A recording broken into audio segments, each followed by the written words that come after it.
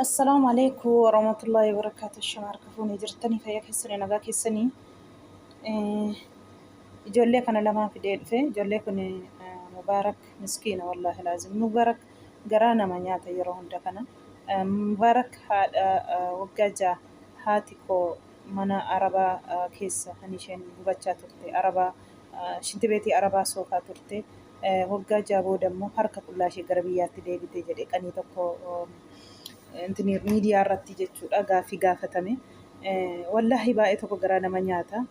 Kanaaf immoo jedhee amma inni haadha koo bakka hani isheen yaadde sana amman guutuufitti bakka wayii jireenya kootti hin galu jedhee walii gadi fiigaa jira. Haadha isaa bakkaan gaachuu fi haati koo jedhee annuti hin taane hin jiru rakkannee otoo maatiin ishee jiru hoomni jira wallahi sin azazsiisan inni dubbate jechuudha. Wallahi akkasitti rakkannee mana nama keessatti waggaa jahaati keenya nurraa baate isuma harka qullaa deebitee dhuftee jedhe amma sababa inni itti akkas jechuu dhaqee fi hayyuu fi mubeen wal fiana viidiyoo tokko waraabanii turani kanaan dura jechuudha.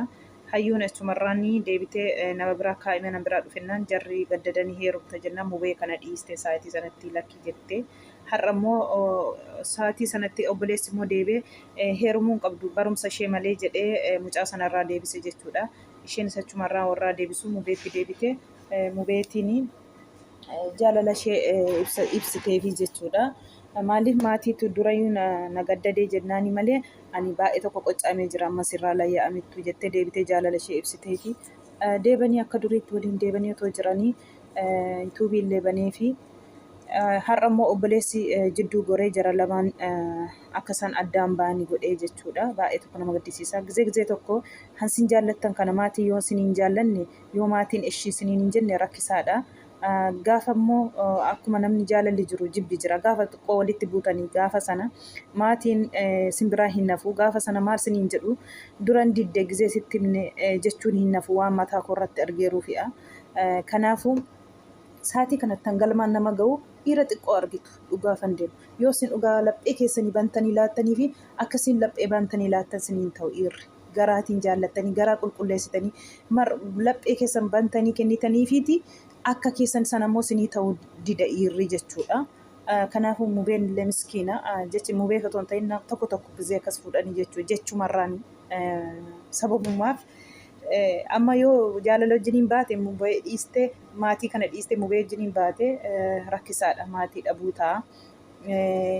Yoommoo jaalala kana akkasitti jirtu han jaallatee beekutu namaa beeka jaalala akka maal ta'e maaliif jaalalli cimaadha. Jaalalli gizee jedhamu qallaalii miti. Jaalalli aarsaa nama kaffalsiisa.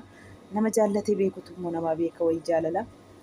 Kanaafuu har'a haadha koo galmaan ga'ee booda itti daariitti deeba jedhee qabadhee taa'uuf walii magalanii taa'uuf malee fuudhiitiin miti.